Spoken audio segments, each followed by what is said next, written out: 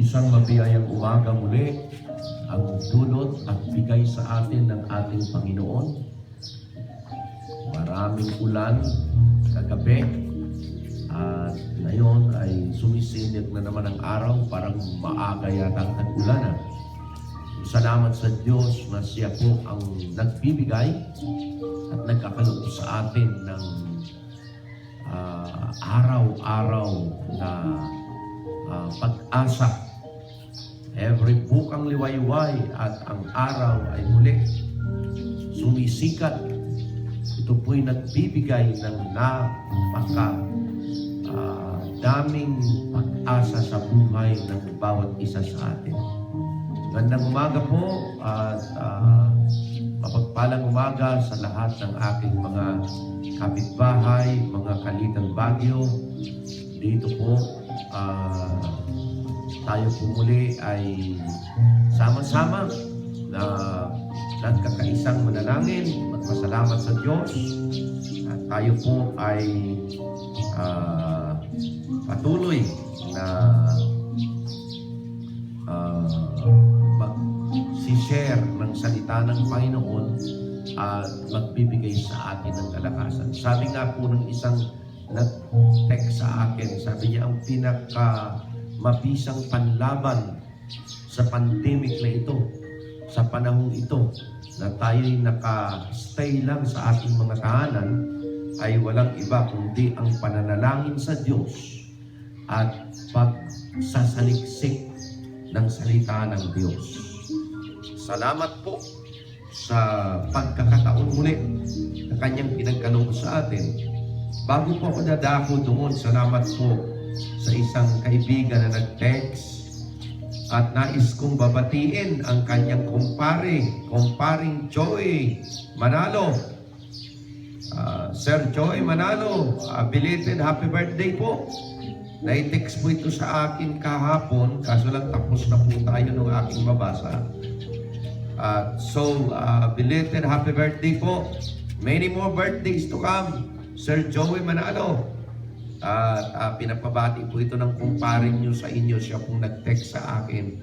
At dalangin ko na sa iyong karawan, ma-enjoy mo ito at patuloy na kayo ay bigyan ng Diyos ng kalakasan sa physical at ma-enjoy ninyo ang iyong kaarawan, lalo na kahapon po. At belated po at many more birthdays to come para po sa inyo, Sir Joey Manalo. God bless you in your birthdays and wishing that you will have more birthdays to come.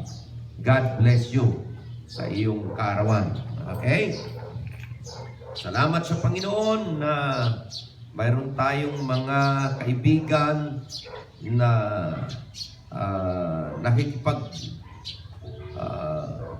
saya sa atin sa anumang mga okasyon ng ating mga buhay.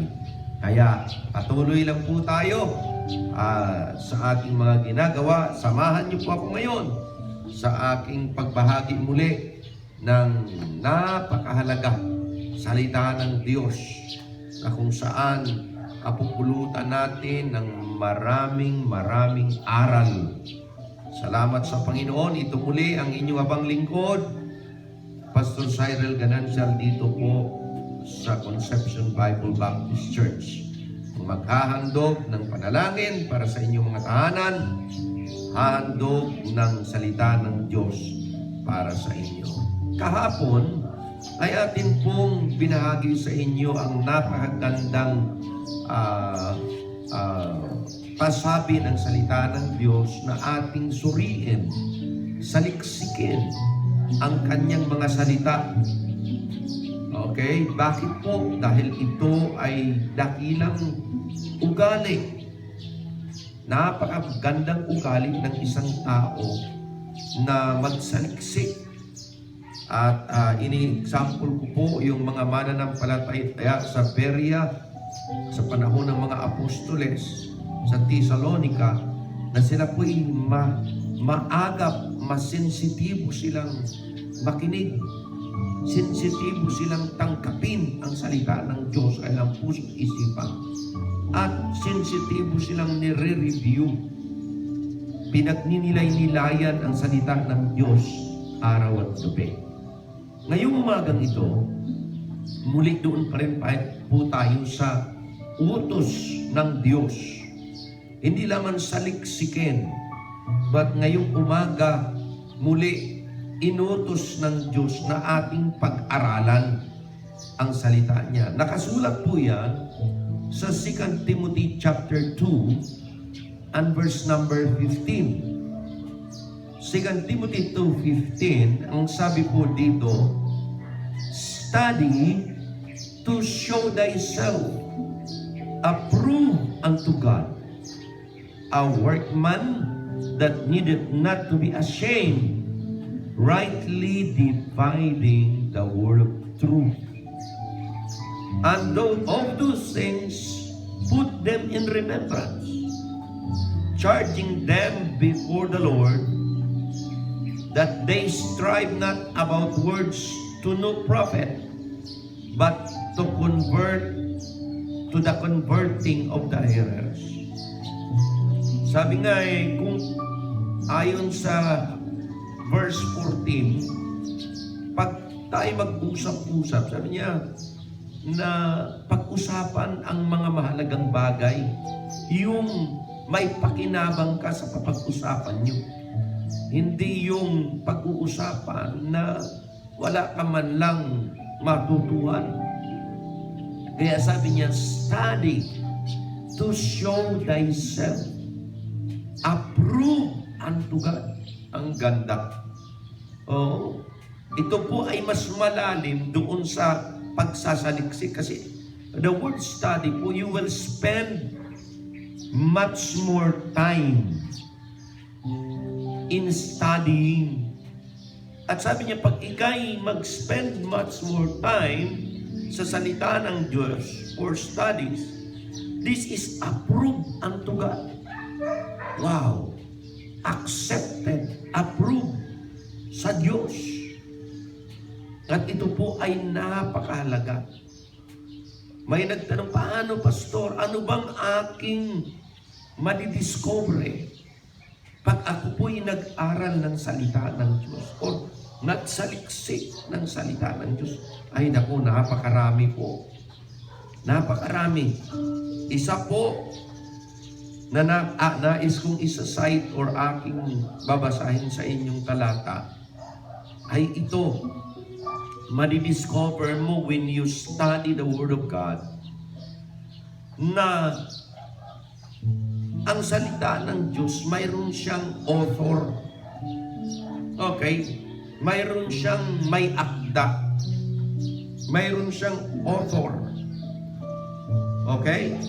At ito po ay nakasaad sa 2 Timothy chapter 3 verse 16. At ang sabi niya, all scripture is given by inspiration of God. Nabasa na rin po natin, is profitable for doctrine, for reproof, for correction, for instruction in righteousness. If you study the Word of God, if you study the Bible, you will discover that there is only one author, and that is the Holy God. That is the God who created the heaven and the earth. All scripture yan sinabi, lahat ng nasa kasulatan ay dinikta, hininga ng Diyos. Okay? Yan po ang una mong ma-discover. There is only one author, the Holy God. Okay? Mababasa pa po, maraming babasahin yan.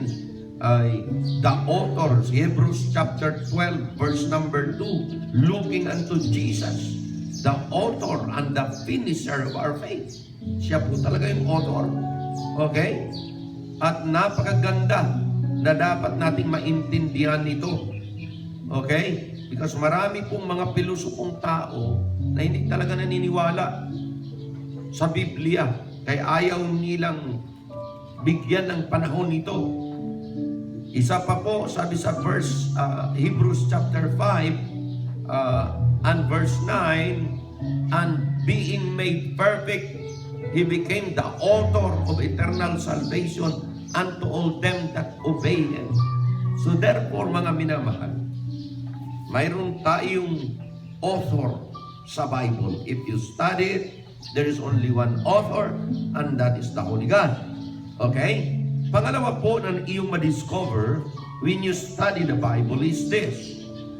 The Bible, okay, has writers. May nagsulat. Iba po yung author, iba po yung writer.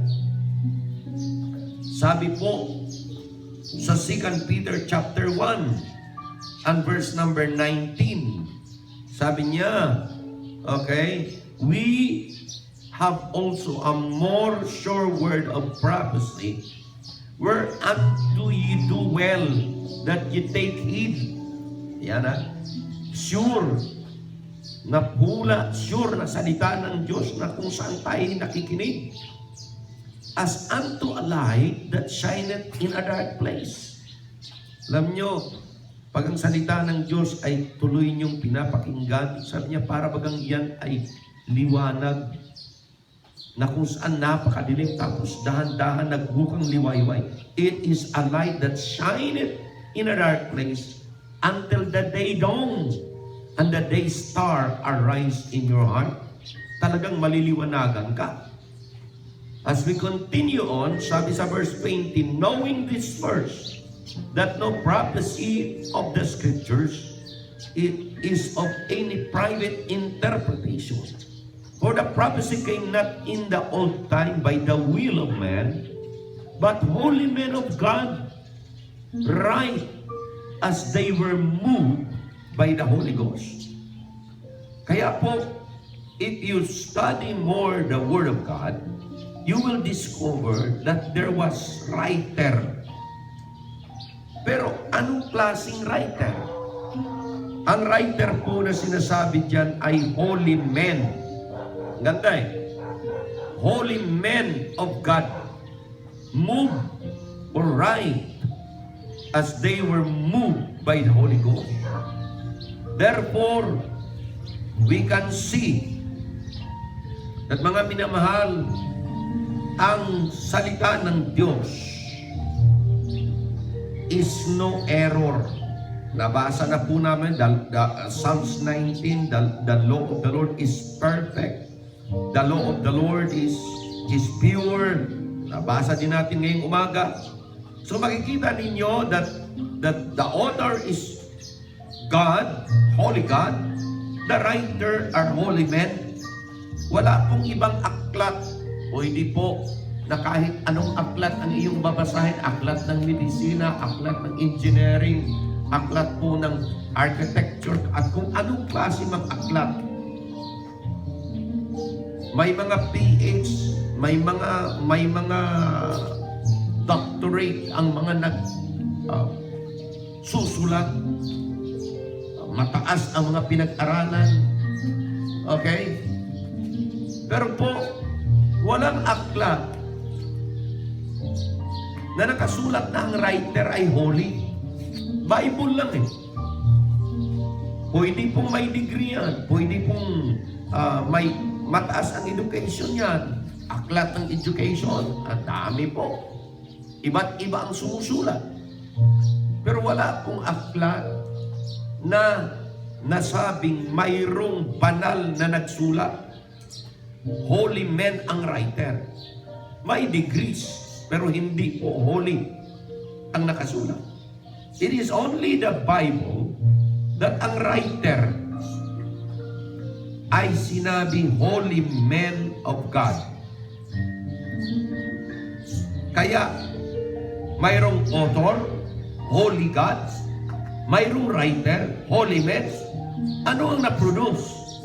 Holy book. Kaya tinawag na Holy Bible. Yan. Okay? At dito po makikita natin na marami lang ayaw magbasa at sumunod sa salita ng Diyos. Dahil po sila ay napaka-smart aleck. Ibig sabihin para bang napakadunong na mga tao. Ayaw nilang, mayroon nga po akong nakausap sabi sa akin, filosofong tao, sabi niya sa akin, di po ako naniniwala sa Bible, pastor. Bakit? Gawa lang ng tao yan Kaya sabi niya sa akin, nung una naniniwala ako, pero ngayon di na. Gawa lang ng tao. Sabi ko, tama ho yan. Agree ho ako sa inyo na ang Bible gawa ng tao Yung papel, yung sulat, lahat yan gawa ng tao. Alam nga naman gawa ng aso. Alam nga gawa ng hayop, ng kalabaw. Kung gawa ng kalabaw yan, hindi mo maintindihan yan. Kung mo ba gawa ng tao, hindi mo paniwalaan. Sabi ko sa kanya, binalik ko sa kanya Sabi ko sa kanya, paano yung damit? Gawa ng tao yan. Suot ko na yan. Gawa ng tao yan. Pwede ba hubarin mo yan? Yung bahay mo na yan, gawa ng tao yan. Bakit hindi? Bakit diyan ka nakatira? Dapat hindi ka nakatira sa bahay. Dahil gawa ng tao. Hindi Karamihan ng tao, mapilosopo lang dahil ayaw nilang sundin ang sinabi ng salita ng Diyos. Pero hindi po. Lahat nga ng ating panipaniwalaang tao gamit natin gawa ng tao pero ginagamit natin. How much more sa salita ng Diyos? Na sinabi dito, mayroong dakilang author. Walang iba kundi ang Diyos. Mayroong dakilang writers, kundi holy men writers. Mas sure ito. Alam ba ninyo kung ilang aklat ang Bible? 66 books. Yan. At mayroon siyang 35 different writers na kailanman hindi nagkapangipangita sa kanilang kapanahunan.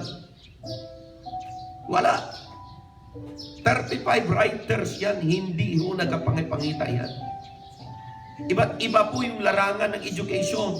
Mayroong mataas ang pinag-aralan, mayroong uneducated in the sight of the world. Kasi wala naman po ang iba, mga fisherman lang Pero mayroong doctor of the law like Apostle Paul, mayroong doctor of medicine like Dr. Luke. Pero itong mga writers kung ito, mga minamahal, iba't iba ang kanilang background.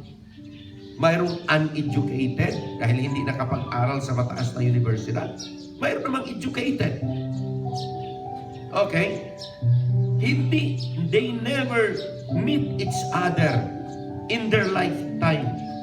Yet you will see that the Bible that was written, 66 books, has no error and it has unity in it. Why? Isa lang yung author, Holy God. Sabi ko doon sa taong nagpe-philosoph ko, sabi ko, bakit nasabi niyo po? Dati naniniwala kayo, ngayon, hindi na, taga-conception ho yan Magaling po yung mag-chess Sabi sa kasi po, Pastor, mayroon akong matalik na kaibigan, si Dr. Palma. Dumating daw at pumunta daw si Jesus Christ sa China. Pagkatapos hindi daw ka-record sa Bible. Sabi ko, alam nyo, mahirap pong maniwala sa sabi-sabi lang ng tao. Kahit gaano pa ka-edukado ng tao. Pero ako po, naniniwala ako sa Bible dahil sabi ko ganito. Number 1, ito ang nagbago ng buhay ko Dahil hindi kaya akong baguhin ng aking magulang sa katigas ng ulo ko. Hindi kaya akong pasundin ng disiplina ng aking tatay. I was the black sheep in the family. But it was the Word of God that hit my heart. At doon po nag-umpisa ang pagbabago sa buhay ko. It was only God. Kaya ganun kabisa ang salita ng Diyos. Kaya kahit ano pa man sabihin nyo sa mga sinasabi ninyo, ayon sa sabi-sabi ng mga kaibigan nyong marurunong, still I believe that the Word of God is true. Ang hula nito true. May isang babae na berhen na manganganak. At nangyari na. ang daming hula, natupad eh. Kaya sabi ko, I believe the Bible is true. Regardless of you believe it or not. Because in my life, it was the one who guided me and changed my life. And it is proven true throughout the ages at hanggang ngayon. Kaya pasalamat ho tayo. We have the Bible today. We have one author, Holy God. We have different writers, but holy men. Therefore, the result ay the Holy Bible. Nais kong basahin ang last na verse na ito. Ang sabi dito sa 2 Peter chapter 1 and verse 20. At ihabilin ko ito po sa inyo.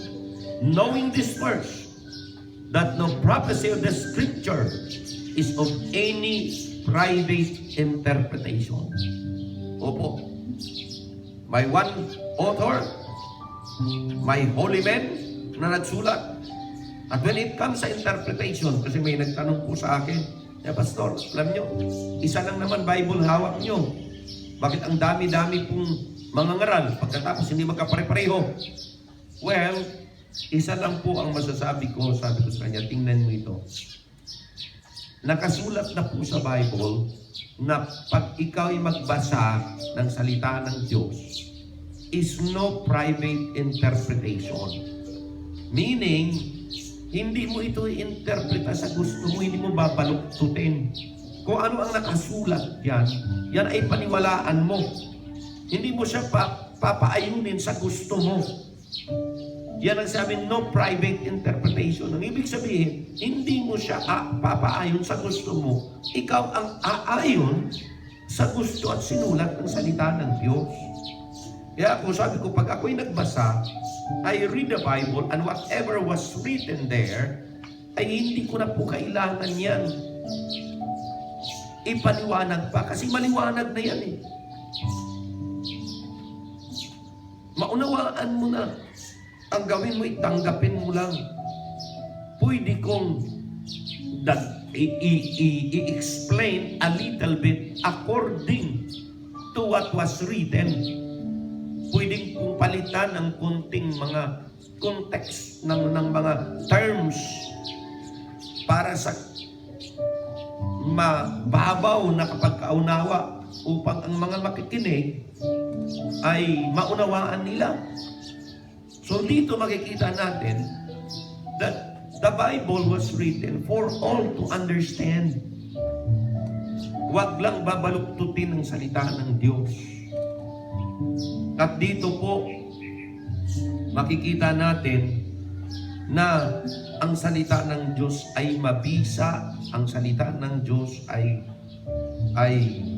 napakalaking pakinabang sa panahon natin ngayon na ang dami-daming taong nakakonfine lang sa bahay na para bagang ano nang mangyayari sa atin to. In fact, there would be a lot of fear spreaded through this crisis po natin. Ano lang ang nagpapakalakas ng loob sa atin? Salita lang ho ng Diyos. Pananampalataya lang sa Panginoon na pinapalakas niyang at binibigyan tayo ng pag-asa sa araw-araw. Kaya po mga minamahal ko, mga kapitbahay ko dito sa Little Baguio, huwag niyong kakalimutan ito. Masarap mag-aral ng salita ng Diyos upang magiging aprobado sa kanyang harapan. And you will discover, at na-discover ngayong umaga, na-share ko sa inyo, the Bible has only one author, Holy God. Kaya kung salita na yan, hindi niya magkasalungat. Wala pong salungatan sa salita ng Diyos. Sa mga nag-i-interpreta lang sa sarili nila, ay nagsasalungat. Tulad minsan, tinanong sa akin, Pastor, anong paniwala mo? Si Jesus ba ay tao o Diyos? Kasi nakasulat dito, tao. Sabi naman ng isa, nakasulat naman dito. Diyos, sabi ko, alam nyo, huwag niyong paawayin ang bersikulo. Matuto kayong tanggapin. Either of the two, pag hindi nyo tinanggap, mali kayo. Anong paniwala nyo, Pastor? Well, this is what the Bible teaches. Ako naniniwala sa turo ng Bible. Pag sinabi ng Bible tao, paniwalaan mo. Kasi talagang nagkatawang tao eh. Kaya tao si Jesus Christ. Tama. Pag sinabi ng Bible, si Jesus Christ ay Diyos, paniwalaan mo rin. Kasi before, in the beginning, He was the Word. Therefore, Diyos siya. O, anong problema doon? Kaya ako, ang sagot ko, hindi lang siya tao. Yun ang karamihang problema ng iba. Kasi sasabihin nila, tao. Sa katagalan, ang mangyayari po ay tao lamang ang interpretation. No. Tao po siya, nagkatawang tao.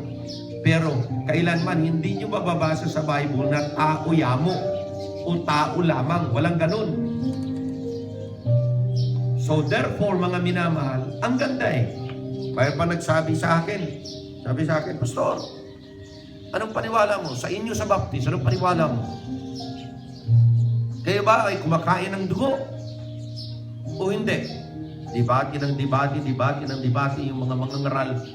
Sige, debate dyan. Pagkatapos ako, nagtatrabaho. Mayroon nagsabi na, pare, Pastor din, pare, ano sa palagay mo? Sa iyo baptis, ano? Sabi ko sa kanila, may mga pastor nandoon. Lahat, ang dami. Mula kalahating araw daw, nagdidebate ko tungkol dun sa dugo. May naniniwala na dapat kainin, mayroong naniniwala na dapat hindi. Sabi ko, problema kasi puro lang kayo daktak eh. Wala kayong Bible eh. Ngayon, dahil tinanong ninyo, lahat kayo may tama. Bakit? Kaya sabi ko, ako, ang paniwala ng Bible ito. Kaya sabi ko, lahat kayo mali eh. Kasi ang isa naniniwala na pwedeng kainin.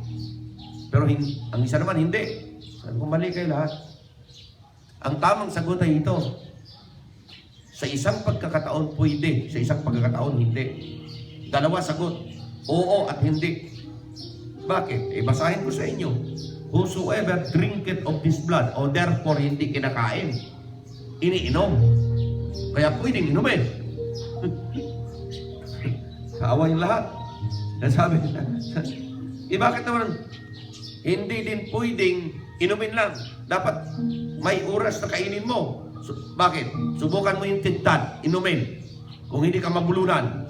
Kaya ang tintad, kinakain. Kasi dinuguan yan. Ulam na yan eh. Di ba? Hindi pilosopo yan. Realidad yan. Okay? So marami po. Minsan sa isang tanong, ang Biblia may 2, 3, 4 na sagot. Kaya po, hindi ka malilili, hindi ka po malilinlang if you search the scriptures and if you study the Bible, because kailanman ang salita ng Diyos ay hindi magsisinungaling. Totoo yan kung tanggapin lang natin. Kaya sabi ko nga, sa mga mangangaral, hindi lang dapat isang panig ang iyong paniwalaan.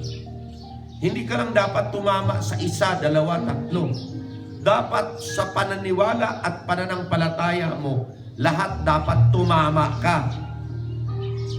Lahat dapat tumama ka. Paano ka tatama sa lahat? Pag ang paniniwala ng Bible ang siyang paniwala mo. Hindi ka gumawa, hindi ka nag-invento ng sarili mong paniwala. Hindi. Kaya pag sinabing Baptist faith, we believe that we are Bible faith. The Bible, whatever the teaches of the Bible, is what our belief is. Para hindi ka tatama sa isa lang, but tatama ka sa lahat. So medyo matagal-tagal ngayon. Kasi study the Bible kasi medyo malalim ito. Pero salamat po sa pagkakataon na naibahagi ko sa inyo ang mga ilang-ilang end of studying the Bible. tomorrow ulit, another po pag-aaral. So, command, search, command ng Panginoon, study. Tomorrow, papag-aralan po natin, isishare ko po sa iyo yung command po pagdating sa application. Hindi lang mapakinggan, hindi lang susuriin, pero ito ay isagawa. Bukas po yan. Kaya abangan nyo po. Dako na po tayo sa pananalangin, mga minamahal ko. Banggitin ko uli at ilalapit natin ang ating mga tahanan sa Panginoon. Napakabait pa ng Panginoon. Di pa tayo gutom. Amen? Ako po, pasalamat ako sa mga government officials natin na nagbibigay ng mga tulong, bigas, kung ano-ano man na naibibigay. Ako po ay nagpapasalamat diyan. Pero ako po ay hindi diskontento sa kanilang mga binibigay. Kasi nakasulat na po sa Bible in everything give thanks. So, pasalamat lang. Pero iba, diskontento Iba nga pinangakuan ng 5,000, 8,000 ibibigay tapos nagpapakamatay, talagang inaaway ang gobyerno, bakit wala pa? Kung maintindihan Ako, mabigyan man, salamat. Kung hindi mabigyan, pasalamat pa rin. Oo. Bakit? Dahil hindi lang naman sa paraan ng gobyerno mabubuhay tayo. Dapat ay nating pasalamatan na natin sila na mayroon tayong natatanggap kahit na papaano. Opo. Kaya masalamat tayo sa mga precautionary measure na ginagawa ng gobyerno, pero tayo din naman wag nating ibigay at pagtiwala lahat ng ating mga pangailangan sa gobyerno. Magugutom ka talaga pag ganyan. Oo. Tayo ay dapat magiging may sarili tayong pamamaraan, simpleng pamamaraan. Yan nga ang masarap sa probinsya Dahil marami kang gulay na makukuha dyan. Maganda yung tanim-tanim. Ako nga, walang mataniman dito Pero napakaganda. May ulan din. Hindi may tutubo. Amen? Kaya patuloy lang. Another 10 araw ito. Nakailang araw na ba tayo? Hanggang 30. Kaya medyo linggo pa ang ating bubunuin. Pero tingnan natin. In fact nga po, ako, ang sabi ko sa mga member ko sa church stay at home. Pagkatapos sabi ko, worst comes worst ang ating isipin. Ano yung worst comes worst? What if after 30 ay hindi pa nag-subside? Hindi pa na-flat yung curve? Hindi pa ili-lift up ang quarantine? Ano mangyayari? Magwawala na naman tayo? No, sabi ko, ako worst comes worst. In fact, ang sabi ko, ang paghahanda ko, hindi lang hanggang April 30. At pang-ahanda ko hanggang Mayo. Up to May. Bakit po? Pwedeng wala sa atin, pero sa ibang lugar, papaano papapasukin ka kaya pag ikaw o sila doon ay hindi pa na-lift up ang quarantine. Ganun po mga minamahal Kaya, sabi ko handa ako. Handa tayo. Worst comes worst. Hindi tayo maghanda lang ayon sa sinabi ng gobyerno. Kundi lalo pa nating paigtingin. Mas malayo tayo sa paghahanda para makapaghanda tayo ng maigi. Alalayan ng pananalangin, alalayan ng pag-aaral ng salita ng Diyos, alalayan ng pagkilos ng Diyos at paggawa ng Diyos sa buhay natin. Life will just be what? Easy to face and easy to move. Dahil mayroon tayong Diyos na siya talagang nagkakaloob ng lahat. Kaya ako din nagpapasalamat sa mga membro namin na from time to time ay mayroong binibigay, sinishare kahit na papano. At Yun po ay ganun lang. This is the time of sharing. Ang mas i-share ko sa inyo ay libreng salita ng Panginoon, libreng encouragement, libreng pananalangin that will make us feel peaceful, feel lighter, feel inspired. Kaya salamat sa Diyos. Amang banal, dakilang Diyos, muli sa umagang ito, aking dinadala sa inyo ang mga kapitbahay ko, mga residente ng Little Baguio. Dinadala ko sa inyo ang isang kaibigan namin na kung saan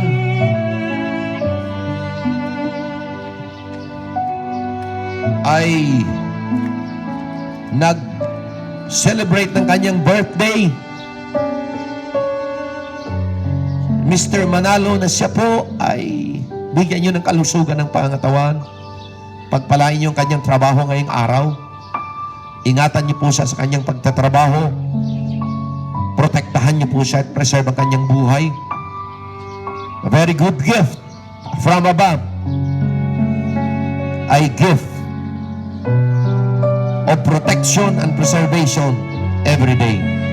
Dalangin ko po, Panginoon, na pagpalain mo yung kanyang kaarawan kahapon at patuloy, Panginoon, ng kanyang buhay ay maingatan ninyo. Nawa makatanggap din po siya ng espiritual na kaligtasan at yan ang iba lang iba kundi ang regalong buhay na walang hanggan na nasa inyo lamang. Aking dinudulog ang mga pamilya sa Little Baguio.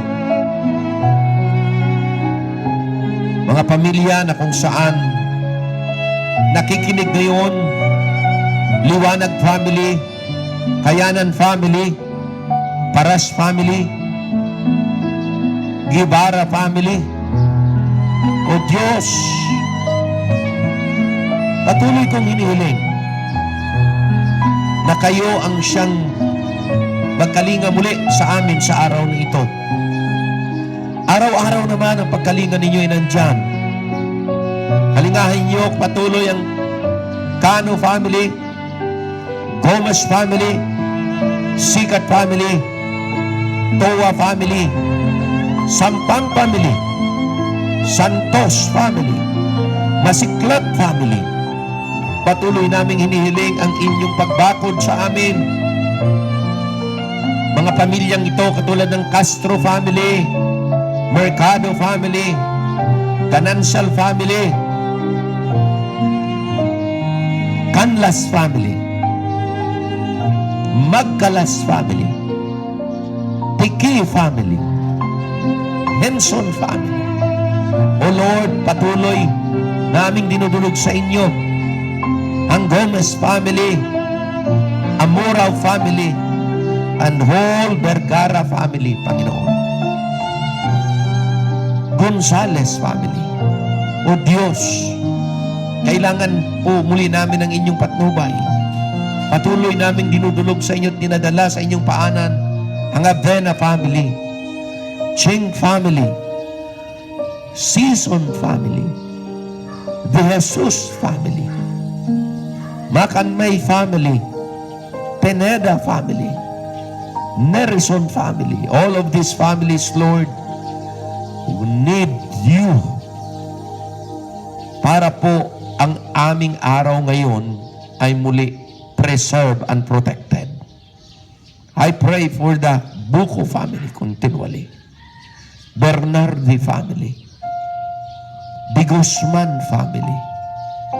Patuloy, O Diyos, aming dinudulog sa inyo ang Torla family, Manyu family, Mongkal family, Galang family, Baron family. Lahat po ng mga pamilyang ito, Estacio family, Meridon family. O Lord, lahat ng mga pamilyang ito ay aking nilalapit sa inyo. Ang inyong pagbabakod muli ng inyong pag-iingat, ang inyong pagbabakod uli ng inyong protection, ang inyong pagbabakod uli ng inyong presensya, ang inyong pagbabakod uli ng inyong provision, ipagkaloob mo sa lahat ng mga tahanang ito. We pray, Lord, that you continually, like you open the doors, the windows of heaven, and pour out rains. Lord, yan din ang gagawin mo sa aming mga tahanan sa umagang ito. Ikaw po ang aming inaasahan na patuloy kikilos at siyang nakakaalam ng in and out ng aming mga pamilya at ng aming mga buhay. Oh God, continually open the windows of heaven and pour out whatever na needs that we have sa bawat tahanang ito, Panginoon, na aking nilalapit sa inyo at bawat residente ng Little Baguio, Panginoon. Oh God, I pray for your showers of blessing in heaven na ma-pour out sa bawat isa ng mga tahanan. Nilalapit ko na rin at didulog ang mga kapitbahay naming lugar, ang Oliran Compound, ang Green Village, ang buong kabayanan, O Diyos. Patuloy ang inyong pag-umbrella sa aming mga buhay. Panginoon, sa aming mga tahanan, ang buong bayan na mahal namin, ang napakagandang konsepsyon na bayan, Panginoon.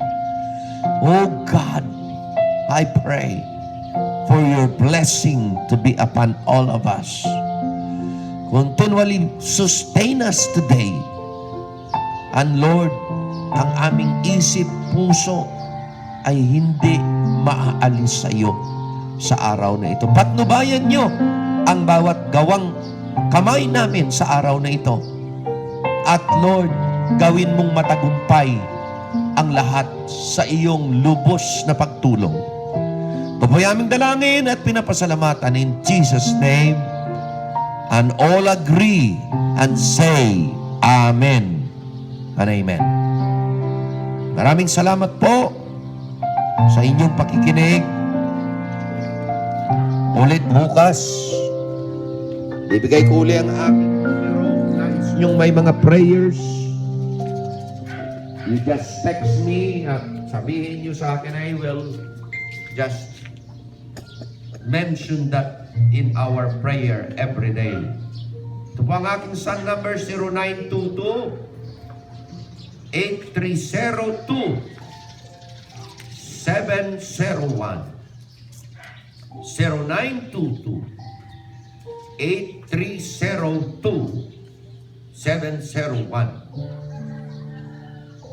Globe number ay 0916-712-8364.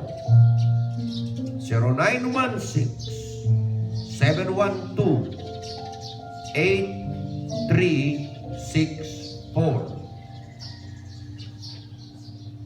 Naigda at i-text nyo po ako at kung ano man po ang nais nyo ipag-pray, ano man po pabati nyo sa akin, I will do that. Nais ko rin po kayong anyayahan. Every Wednesday and Saturday, mayroon kaming live streaming. Preaching ho yan. I'm preaching to my people through live streaming.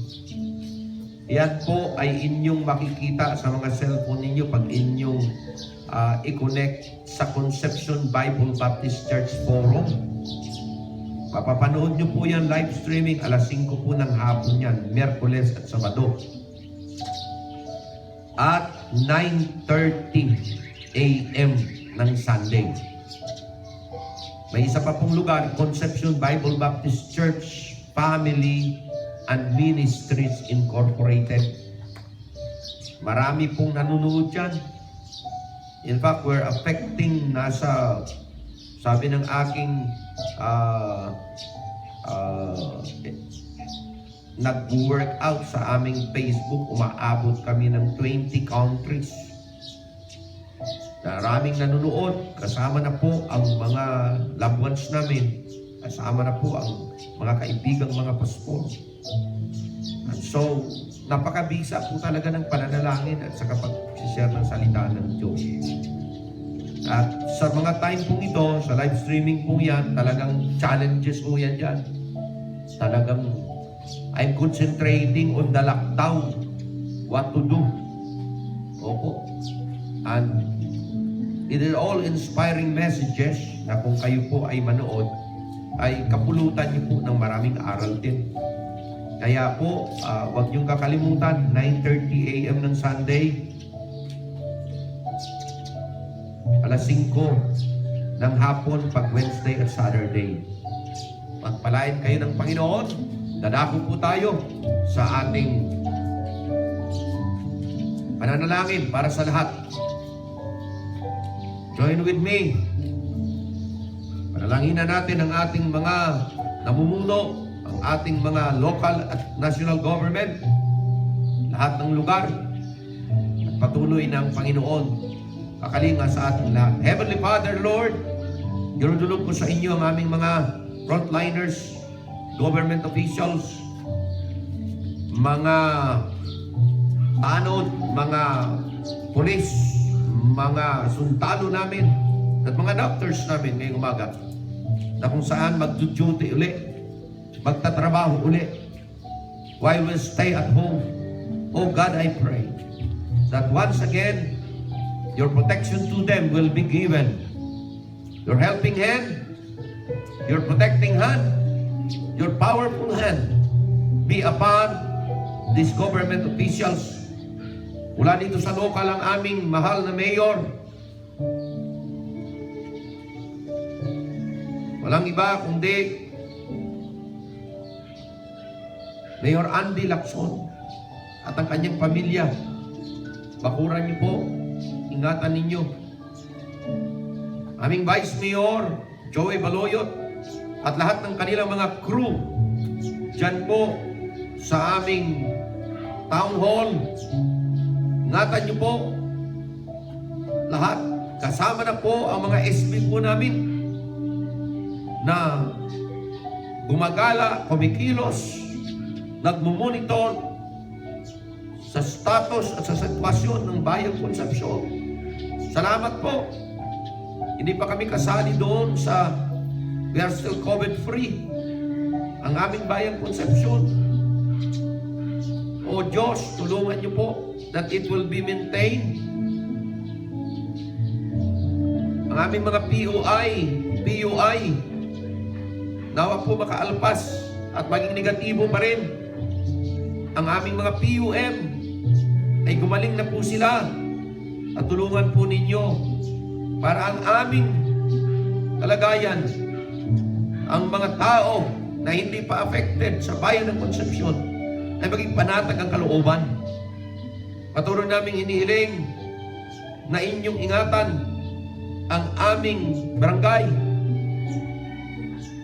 poblasyon sa pangunguna ng aming butihing Benvenedo Feliciano and his family. Lahat ng aming mga barangay councilors, Alan Gomez, Roman Amorao, Pastor Joseph Vergara, at lahat pa po ng mga councilors yan na magkakasama-kasama po nila. Tulungan nyo, ingatan nyo po sila. Alam mga tahanan, patuloy niyong pagpalain, Panginoon, pagkaloob ang kalakasan sa araw na ito as they do their duties and job.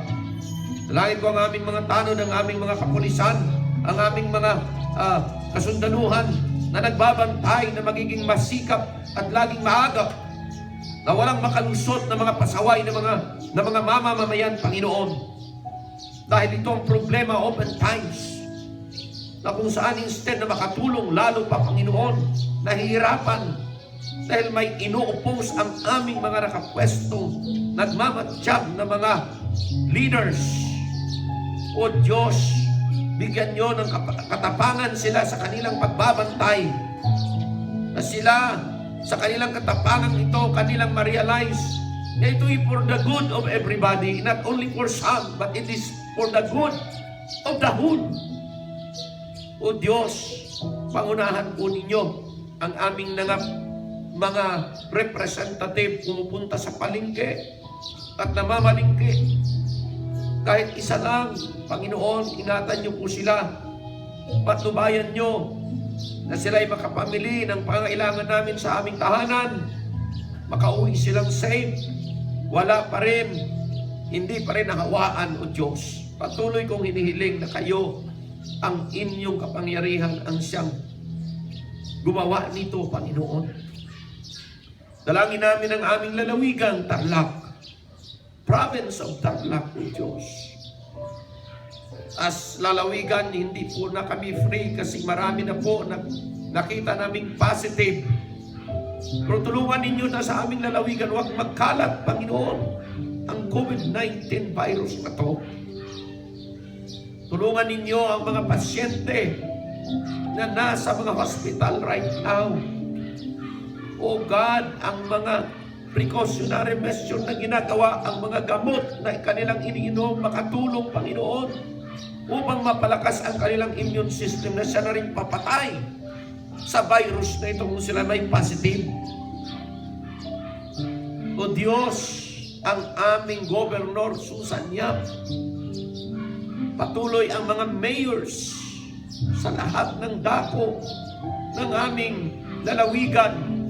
O Diyos, patuloy tulungan ninyo na ito mga local officials namin will continually i-implement nila ang pagbabantay, i-implement po nila ang pagsusupply kahit papaano pangangailangan ng mga mamamayan. Oh God, I pray, sustain it, Father, Lord, because you are the source of all the provisions. You are the source of our health. Kaya kiniklaim namin ito inyong gagawin. We go to national, ang aming Presidente Tatay Digong, ang aming Vice President Lene Robredo ay aming pa rin tinataas sa inyo. Give them wisdom and understanding in helping and fighting for this pandemic, O Lord. Give them wisdom in selecting those who are helping them. Kasama na po ang mga gabinete, senador at congressman. Kiniklaim namin, Panginoon, na bigyan mong talino ang mga taong ito. Na isatabi muna ang kanilang mga political agenda at magkaisang tumulong upang, Panginoon, habang hindi pa naaalis ang pandemic na ito, ang mga mamamayan sa Republika ng Pilipinas ay hindi mapabayaan at, Panginoon, mapatda ito.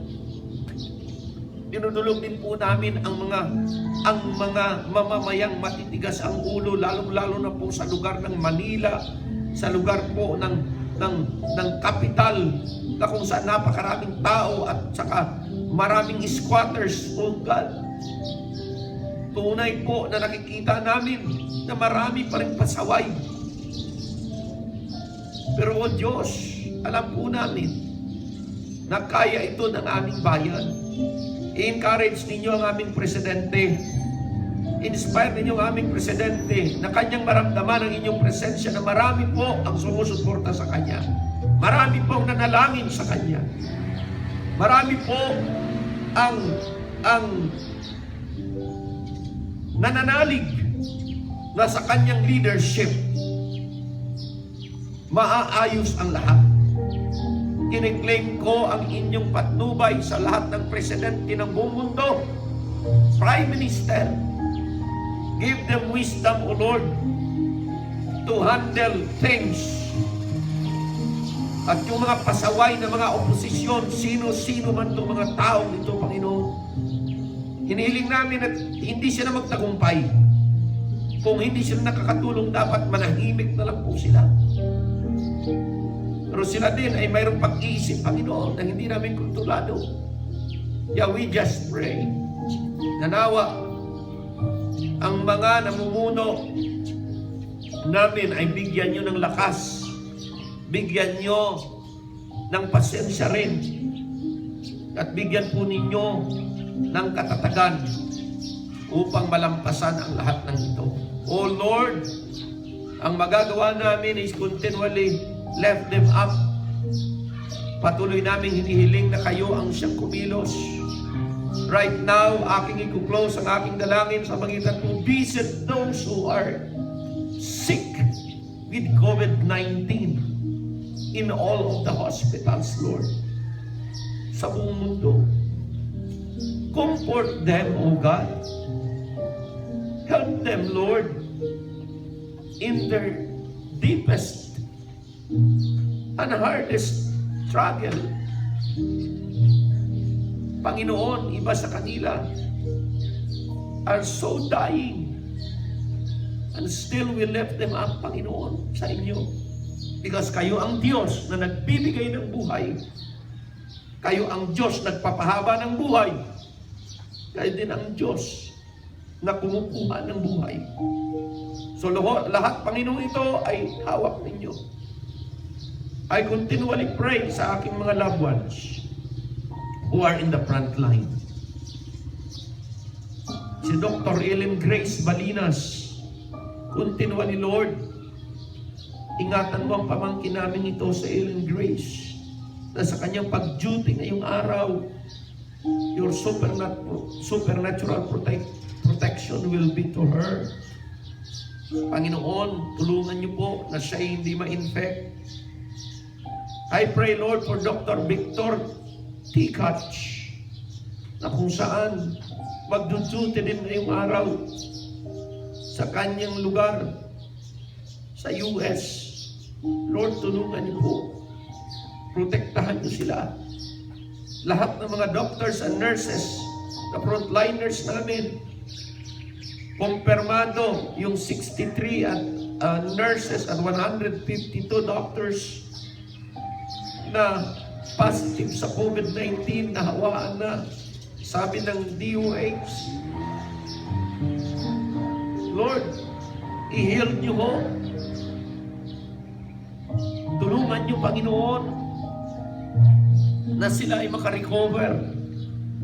Dagdag ng aming armies in white pag sila po hindi naka-quarantine. Tulungan niyo ang mga doctors namin ito. Patuloy bigyan niyo ng tapang at lakas. Lakas ng loob na magtitiwala sa inyo. And we believe, Lord, they are crying also. They are begging you also. So Lord, we pray that today,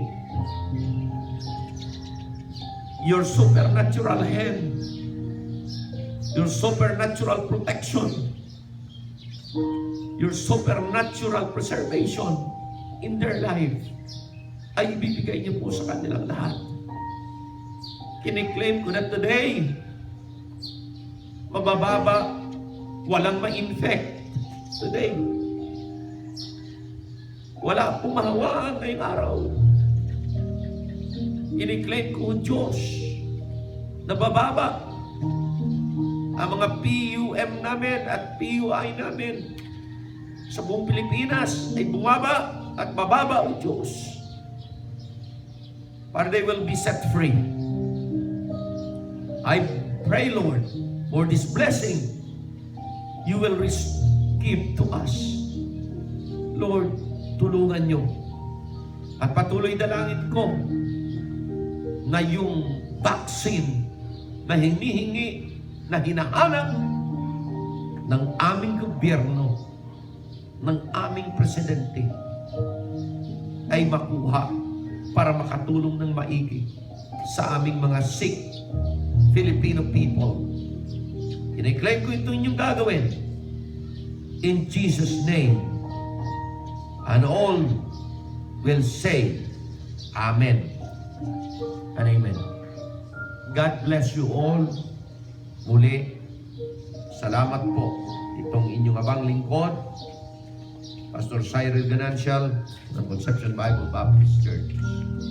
Say thank you and see you tomorrow again. God bless.